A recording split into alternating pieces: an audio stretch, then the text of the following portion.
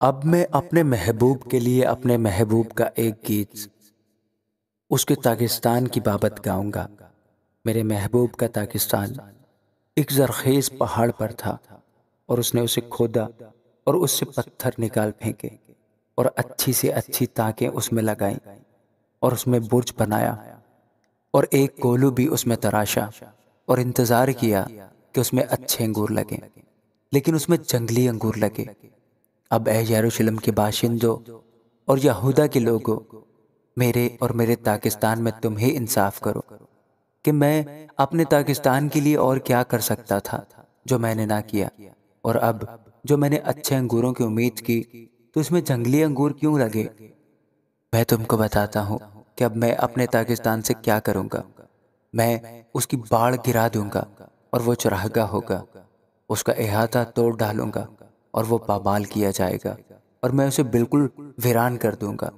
وہ نہ چھانٹا جائے گا نہ نہرایا جائے گا، اس میں اونٹ کٹارے اور کانٹے اگیں گے، اور میں بادلوں کو حکم کروں گا کہ اس پر مینا برسائیں۔ رب الفاج کا تاکستان بنی اسرائیل کا گھرانہ ہے، اور بنی یہودا اس کا خوشنما پودا ہے۔ اس نے انصاف کا انتظار کیا پر خون ریزی دیکھی، وہ داد کا منتظر رہا پر فریاد سنی۔ ان پر افسوس جو گھر سے گھر اور کھیت سے کھیت ملا دیتے ہیں، یہاں تک کہ کچھ باقی نہ بچے اور ملک میں وہی اکیلے بسیں۔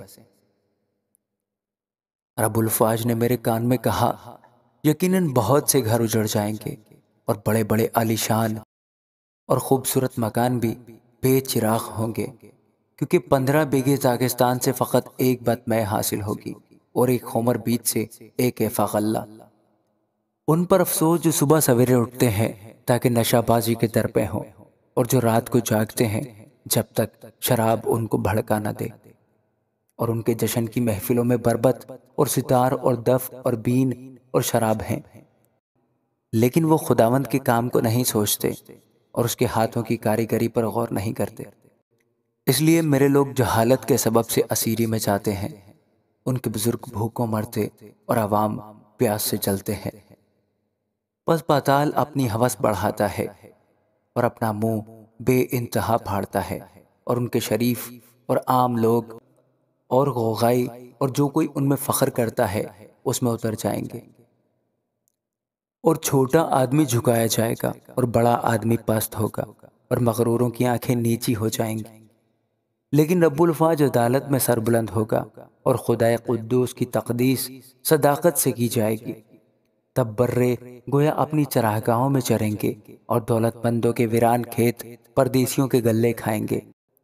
ان پر افسوس جو بطالت کی تنابوں سے بد کرداری کو اور گویا گاڑی کے رسوں سے گناہ کو کھینچ لاتے ہیں، اور جو کہتے ہیں کہ وہ جلدی کرے اور پھرتی سے اپنا کام کرے کہ ہم دیکھیں، اور اسرائیل کے قدوس کی مشورت نزدیک ہو اور آن پہنچے تاکہ ہم اسے جانیں۔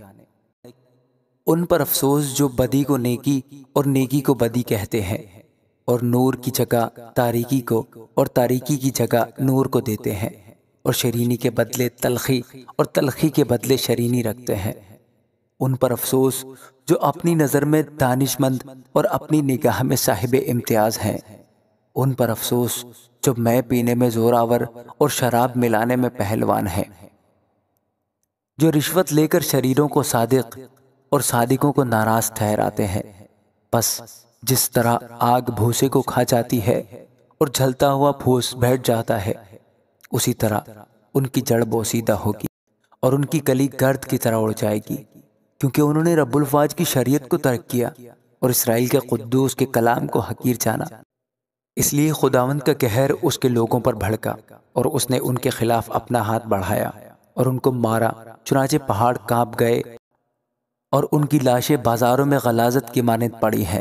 باوجود اس کے اس کا قہر ٹل نہیں گیا، بلکہ اس کا ہاتھ ہنوز بڑھا ہوا ہے، اور وہ قوموں کے لیے دور سے جھنڈا کھڑا کرے گا اور ان کو زمین کی انتہا سے سسکار کر بلائے گا، اور دیکھ وہ دوڑے چلے آئیں گے، نہ کوئی ان میں تھکے گا نہ پھسلے گا، نہ کوئی اونگے گا نہ سوئے گا، نہ ان کا کمر بند کھلے گا نہ ان کی جوتیوں کا تسمہ ٹوٹے گا۔